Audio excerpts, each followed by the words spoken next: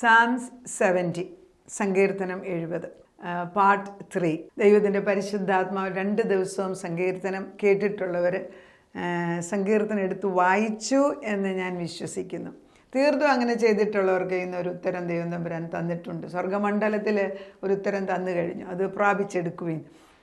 എനിക്കിത് പ്രയോജനപ്പെട്ട ഒരു സങ്കീർത്തനമാണ്. ഒത്തിരിയും അതിശയമായത്തിൽ എൻ്റെ കൂടെ നിന്ന് എന്നെ സഹായിച്ചതുപോലെ ഈ സങ്കീർത്തനം എന്നെ സഹായിച്ചു ഈ അടുത്ത ദിവസങ്ങൾ. അതുകൊണ്ടാണ് ഞാനത് വളരെ ഇലാബറേറ്റ് ആയിട്ട് ഞാൻ പറഞ്ഞു തരുന്നത്. പരിശുദ്ധാത്മാവിൽ നമുക്കിതിൻ്റെ അകത്ത് നിന്ന് കയറി നോക്കാം.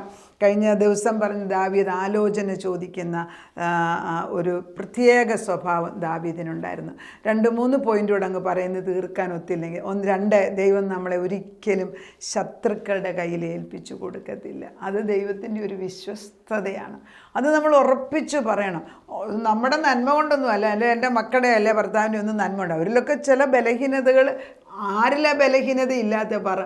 ചിലരുടെ കുടുംബം കള്ളുകൂടിയായിരിക്കും, ചിലയിടത്തിൽ പോർണോഗ്രഫി ആയിരിക്കും, ചിലയിടത്ത് കുടുംബജീവിതത്തിലെ തകരാറായിരിക്കും, ചിലപ്പോൾ കടബാധ്യത, ഓരോ പ്രശ്നങ്ങൾ. എല്ലാ കുടുംബങ്ങൾക്കും പ്രശ്നമുണ്ട്. കാരണം we are living in a fallen world. പക്ഷേ ഈ 70 എടുത്ത് വായിക്കുമ്പോൾ എന്താണ് നിങ്ങളുടെ പ്രശ്നം എന്ന് വെച്ചാൽ അതിന് പരിഹരിക്കുന്ന ഒരു ദൈവം വലിയവനായിട്ട് വന്ന് മുമ്പിൽ നിൽക്കുന്നിട്ട് നമ്മുടെ ഭാരമല്ലേ പ്രശ്നം അവൻ്റെ കയ്യിലോട്ട് കൊടുക്കുന്നതായിട്ട് കണ്ടുകൊണ്ട് ഇത് കേൾക്കുക. അപ്പോൾ 2-ാമത്തെ പോയിൻ്റ്, ദൈവം ഒന്ന് ആലോചന ചോദിക്കുന്നത്, എപ്പോഴും ആലോചന ചോദിക്കാൻ ഉത്തരം തരുന്ന ഒരു ദൈവം. 2, ദൈവം ഒരിക്കലും നമ്മളെ ശത്രുവിൻ്റെ കയ്യിൽ ഏൽപ്പിക്കത്തില്ല. അതാണ് ദാവീദിനെ കൊല്ലാനായിട്ട് ശൗല് വരുന്ന ഭാഗം ഒന്ന് വായിക്കാം. എങ്ങനെയാണ് രക്ഷിച്ചത്?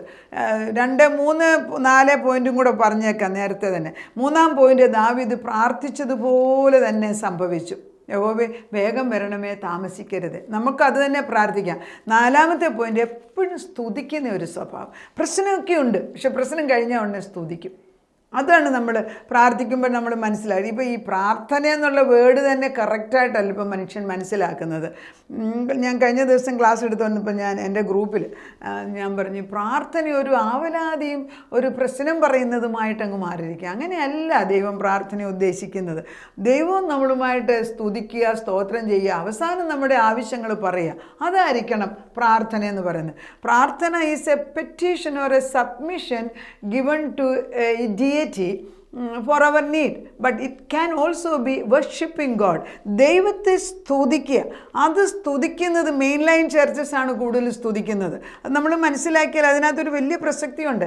മെയിൻ ലൈൻ ചർച്ചസ്, അതായത് പിന്നെ ജേക്കബിറ്റ്സ്, ഓർത്തഡോക്സ്, മർത്തോമക്കാർ, CSI, പിന്നെ അങ്ങനെ ഒരു മെയിൻ ലൈൻ ചർച്ച്, കാത്തലിക്സ്, ഇവരൊക്കെ മെയിൻ ലൈൻ ചർച്ചിനകത്ത്. ഈ മെയിൻ ലൈൻ ചർച്ചുകാർ അവർ ശുശ്രൂഷ എടുക്കുമ്പോൾ നമ്മുടെ പെറ്റീഷൻസ്, നമ്മുടെ ആവശ്യങ്ങളും അല്ല പറയുന്നത്.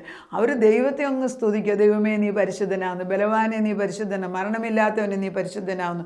ഇങ്ങനെ ദൈവത്തെ സ്തുതിച്ച് സ്തുതിച്ച് സ്തുതിച്ച് നമ്മളിൽ ഈ ദൈവത്വത്തിൻ്റെ ആത്മാവിനെ വർദ്ധിപ്പിച്ച് കഴിയുമ്പം നമ്മുടെ ആവശ്യം എന്താണെങ്കിലും പറഞ്ഞാൽ മതി, അത് ഉടനെ ഉത്തരം തരും. അത് പക്ഷെ ആരും പറഞ്ഞു പഠിപ്പിക്കുന്നില്ല. ഞാൻ ഒന്ന് സാമുവേൽ 23, അതാണല്ലോ നമ്മൾ വായിച്ചത്. അതിനകത്ത് ഈ ദാവീദിനെ എങ്ങനെയാണ് രക്ഷിച്ചതെന്നുള്ള ഭാഗം നമുക്കൊന്ന് വായിച്ചു നോക്കാം. ദൈവത്തിൻ്റെ ആത്മാവിൽ എങ്ങനെ ഇറങ്ങി വന്ന് ദൈവം പ്രവർത്തിക്കുന്നു. കർത്താവിൻ്റെ ആത്മാവ് നമ്മുടെ കൂടെ നിന്നിട്ട് പറയുകയാണ്, ഞാൻ കൂടെ ഉണ്ട്, ഞാൻ കൂടെ ഉണ്ട്. 1 സാമുവേൽ 23 അവസാനമാകുമ്പോൾ ഇങ്ങനെയാണ്, ശൗലും പടജ്ജനവും ദാവീദിനെയും അവൻ്റെ ആളുകളെയും വളഞ്ഞു പിടിക്കാൻ അടുത്തു. വളരെ അടുത്തിരിക്കുക, ഇപ്പം കൊല്ലും.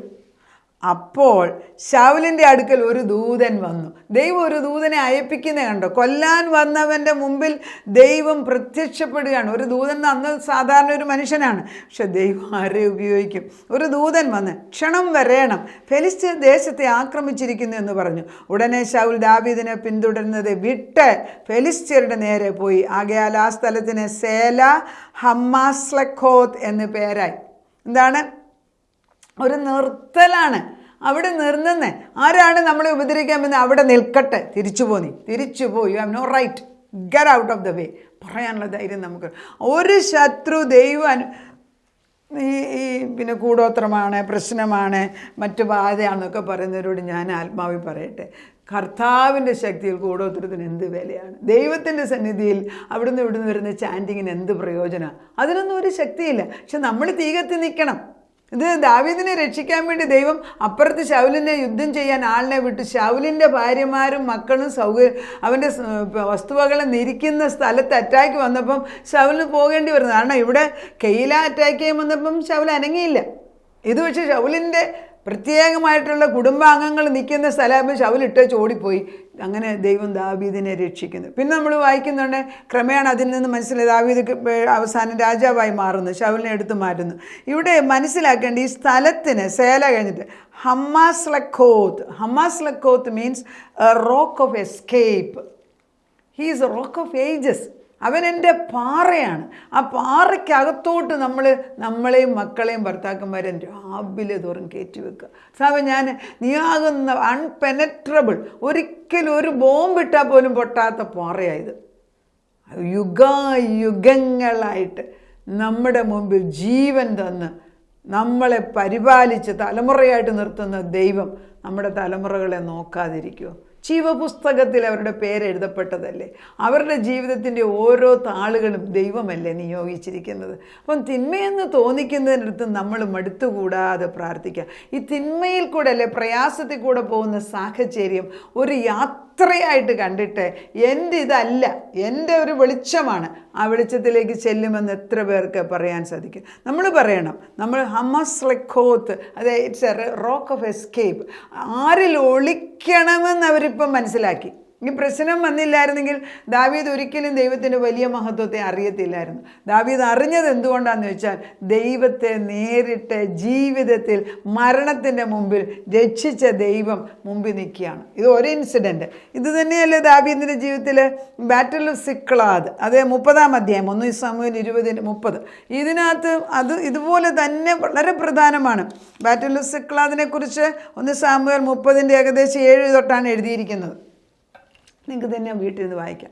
ദാവീദ് വേറെ ഒരു സ്ഥലത്ത് ദൈവത്തോട് ആലോചന ചോദിക്കാതെ യുദ്ധത്തിന് പോയപ്പം തിരിച്ചു വന്നപ്പം ദാവീദിൻ്റെ ഭാര്യയും വെപ്പാട്ടികളെയും അവിടെ ഉണ്ടായിരുന്ന മറ്റ് കൂടെ ഉണ്ടായിരുന്നവരുടെ ഭാര്യമാരെയും മക്കളെയും എല്ലാം പിടിച്ചുകൊണ്ട് പോയിട്ട് സിക്ലാഗ് ചുട്ട് കരിച്ചിരിക്കുന്നു. അപ്പോൾ ദാവീദ് അതിനകത്തൊരു ഭാഗമുണ്ട്, ദാവീദ് കരഞ്ഞു. ഇനി കരയാൻ വയ്യാത്തവണ്ണം ദാവീദ് കരഞ്ഞെന്ന്. ആ കരഞ്ഞപ്പം ദൈവത്തിൻ്റെ ആത്മാവ് ഇറങ്ങി വന്നിട്ട് ദൈവത്തിനോട് ആലോചന വീണ്ടും ചോദിച്ചപ്പം ദൈവം പറഞ്ഞു, ദാവീദ് ചോദിക്കുന്നു, ആ പരീക്ഷയെ ഞാൻ പോയി പിടിച്ച് കൊല്ലണമോ എന്ന് ചോദിക്കും. ദൈവം പോയോ, ചെല്ലേ. അങ്ങനെ ദാവീദ് പോയി അതിനെ ഉന്മൂലനാശമാക്കി സ്വന്തം ഭാര്യയും വെപ്പാട്ടികളെയും മക്കളെയും കൊച്ചുമക്കളെയും ഒന്നിനെ നഷ്ടപ്പെടുത്താതെ തിരിച്ചു കൊടുത്തു. എന്താ? കർത്താവിൻ്റെ മുമ്പിൽ നമ്മൾ ദൈവസന്നിധിയിൽ നിരന്തരമായിട്ട് ആലോചന ചോദിക്കുന്ന മക്കൾ, ഇടയ്ക്ക് തെറ്റ് പറ്റിയിട്ട് പോലും ദൈവം സഹായിക്കുന്നു. അങ്ങനെ അപ്പം നമ്മൾ കാണുന്നത് അവിടെ നിന്നെ അന്വേഷിക്കുന്നവരൊക്കെയും നിന്നിൽ ആനന്ദിച്ച് സന്തോഷിക്കട്ടെ. 4-ാം വാക്യം. ഈ പ്രയാസത്തിൻ്റെ നടുക്കും നമുക്ക് ദൈവം തൻ്റെ സന്തോഷം തരികയാണ്. അവനെ അന്വേഷിക്കുന്നവർക്ക്. ഞാനത് പറയും, നമ്മുടെ മക്കൾ ചിലപ്പോൾ ഈ പ്രായത്തിൽ അന്വേഷിക്കുന്നില്ലായിരിക്കും, അല്ലെ നമ്മുടെ ഓരോ അവിടെ അന്വേഷിക്കാത്തവർക്ക് വേണ്ടി നമ്മൾ ഇടിവിൽ നിന്ന് പ്രാർത്ഥിക്കുക. ദൈവം അത് കേട്ടിരിക്കുന്നു. ഉറച്ച് വിശ്വസിക്കുക. പലരും വചനം, ഇപ്പോൾ ഞാൻ തന്നെ 2 ദിവസം വചനം പറഞ്ഞില്ലെങ്കിൽ എനിക്ക് ഉറപ്പ് മാറും. ഞാൻ ആർക്കെങ്കിലും വീട്ടിൽ പോയി പ്രാർത്ഥിച്ച് തിരിച്ചു വന്നാൽ ഉടനെ എനിക്കറിയാം എനിക്ക് അതിൻ്റെ ഫെയ്ത്ത് ലെവൽ താഴോട്ട് പോകും. ഉടനെ വീണ്ടും ഞാൻ റീഫിൽ ചെയ്യും. അതല്ലെങ്കിൽ നിൽക്കാനൊക്കില്ല. അത് നിങ്ങൾക്ക് ഓരോരുത്തർക്കും, നിങ്ങളൊക്കെ പലരും പ്രാർത്ഥനാ കൃപയുള്ളവരോ മറ്റൊരിടത്ത് പോകുമ്പം കവചം വെച്ച് അല്ലെങ്കിൽ വേലി കെട്ടി നമ്മളെ തന്നെ ആത്മാവിൽ നിർത്തണം. തിരിച്ചു വന്നാൽ വീണ്ടും നിറയ്ക്കണം. ഇമ്പോർട്ടൻ്റ്. യേശു അത് ചെയ്തല്ലോ, നമുക്കത് ചെയ്യാൻ മറന്നു പോകരുത്, ചെയ്യണം. അപ്പം നിൻ്റെ രക്ഷയെ ഇച്ഛിക്കുന്നവർ ദൈവമഹത്വമുള്ളവനെന്ന് എപ്പോഴും പറയട്ടെ. രക്ഷ നമ്മൾ ആഗ്രഹിക്കണം. അത് അന്നേരമാണ് ദൈവത്തിൻ്റെ മഹത്വം. അതായത് ദാവീദ് എപ്പോഴും പറയും, ദൈവത്തിൻ്റെ അഭിഷിക്തനെ ഞാൻ തൊടുകയില്ല. ശൗലിനെ എത്ര പ്രാവശ്യം കൊല്ലാൻ ചാൻസ് കിട്ടി, ഹി നെവർ ടച്ച്ഡ് ഹിം. ഒരു പ്രാവശ്യം വസ്ത്രത്തിൻ്റെ അറ്റം മുറിച്ചിട്ട് പോലും ദാവീദിന് സങ്കടമായിരുന്നു. നീ തന്നെ എൻ്റെ സഹായവും എന്നെ വിടുവിക്കും. നമുക്ക് പറയാൻ ഒക്കുന്നുണ്ടോ? യഹോവയെ താമസിക്കരുത് എന്നാണ് 4 പോയിന്റുകൾ. 1, ആലോചന ചോദിക്കുന്ന ഒരു സ്വഭാവം. രണ്ടാമത്തെ, നമ്മളെ ഒരിക്കലും ശത്രുവിൻ്റെ കയ്യിൽ ഏൽപ്പിക്കത്തില്ല. ശത്രു വെറുതെ വ്യാമോഹിച്ച് പറയും, ഞാനിപ്പോൾ നിന്നെ കൊല്ലും, ഞാൻ നിന്നെ ഇന്ന് വരെ എന്നെ നടത്തിയ ദൈവം എന്നെ ഈ കാര്യത്തിൽ രക്ഷിക്കുമെന്ന് എത്ര പേർക്ക് ശത്രുവിനെ മുമ്പിൽ നിന്ന് വിളിച്ച് പറയാനുള്ള ബലമുണ്ട്. അത് നമ്മൾ പറയണം. ദാവീദ് പ്രാർത്ഥിച്ചതുപോലെ സംഭവിച്ചു. യഹോവേ വേഗം വരണമേ.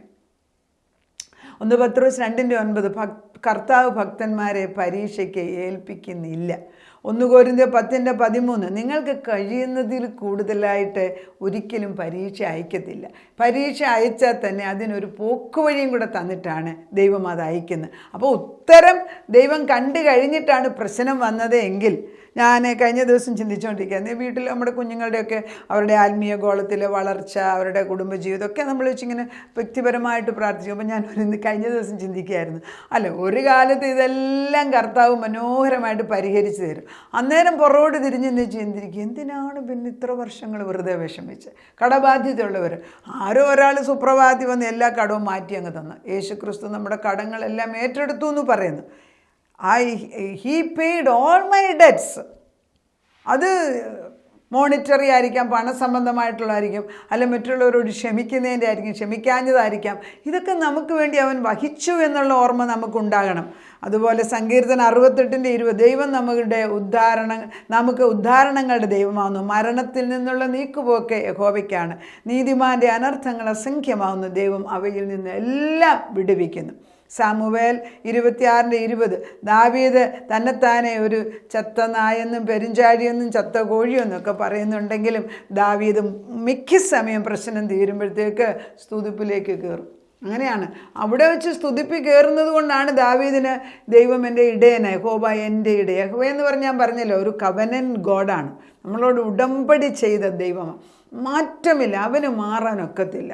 നമ്മൾ ദൈവം, സങ്കീർത്തനം 46:1 ദൈവം നമ്മുടെ സങ്കേതവും ബലവുമാണ്, കഷ്ടങ്ങളിൽ ഏറ്റവും അടുത്ത തുണ. യെശയ്യാ 24:4 ഭയങ്കരന്മാരുടെ ചീറ്റൽ മതിലിൻ്റെ മേലെ കൊടുങ്കാറ്റ് പോലെ അടിക്കുമ്പോൾ എളിയവനൊരു ദുർഗവും ദരിദ്രനെ അവൻ്റെ കഷ്ടത്തിലൊരു കോട്ടയും കൊടുങ്കാറ്റിലൊരു ശരണവും ഉഷ്ണത്തിലൊരു തണലുമായിരിക്കും.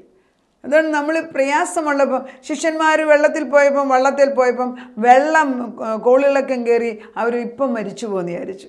ഉടനെ രാത്രിയിൽ വെള്ളത്തിൻ്റെ മുകളിൽ നടന്നു വന്ന ദൈവം ഇതാ നമുക്ക് വേണ്ടി വെള്ളത്തിൻ്റെ മുകളിൽ നടന്നു വരുന്നു. കണ്ടിട്ടത് പ്രാപിച്ചെടുക്ക്.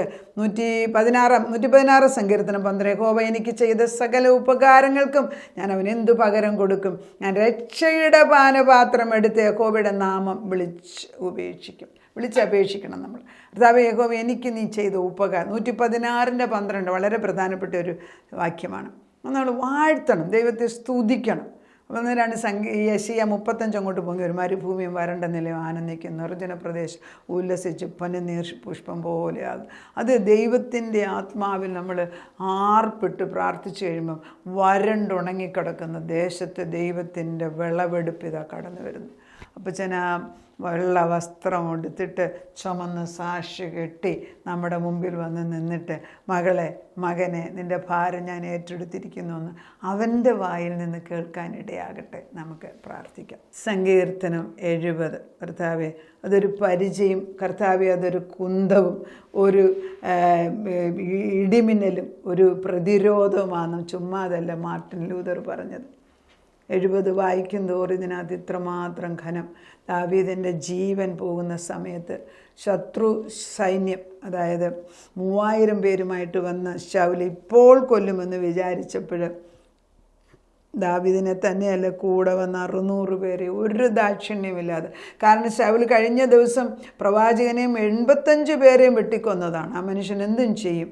ശത്രു ദൈവത്തിൻ്റെ ആത്മാവിനെതിരായിട്ട് വന്ന് നിൽക്കുന്നവനെ ഒരു ദൂതൻ വന്നിട്ട് നിന്നെ അറ്റാക്ക് വന്ന് തിരിച്ചു പോരാൻ വിളിച്ചപ്പോൾ അവൻ ഓടിപ്പോയി. അങ്ങനെ ദാവീദിൻ്റെ ജീവനെ രക്ഷിച്ച ദൈവം ഞങ്ങളുടെ കുഞ്ഞുങ്ങളെയും ഞങ്ങളുടെ ഭർത്താക്കന്മാരെ, ഞങ്ങൾക്കുള്ളതിനെ, ഞങ്ങളുടെ ഭാര്യമാരെ, ഞങ്ങളുടെ കുഞ്ഞുങ്ങൾ, കൊച്ചുമക്കൾ, അവർക്കെതിരായിട്ട് വരുന്ന ശത്രുവിനെതിരെ നീ ഒരു കോട്ടയായിട്ട് നിൽക്കുന്നതിന് സ്തോത്രം. ഞങ്ങളുടെ ദുർഗവും ഞങ്ങളുടെ കോട്ടയും പരിചയം പലകയുമായിട്ട് നിൽക്കുന്നതിനാൽ സ്തോത്രം. അതാ നിന്നെ കണ്ടു കഴിഞ്ഞതിനാൽ ആ നിന്നിലുള്ള ട്രസ്റ്റ് അല്ലെങ്കിൽ വിശ്വാസം അതൊന്ന് ഉറപ്പിച്ച് നിർത്തി തരണമേ. ദിനംപ്രതി വചനം കേൾക്കുമ്പോൾ അത് തരുന്നതിന് നന്ദിയോടെ സ്തോത്രം ചെയ്യുന്നു.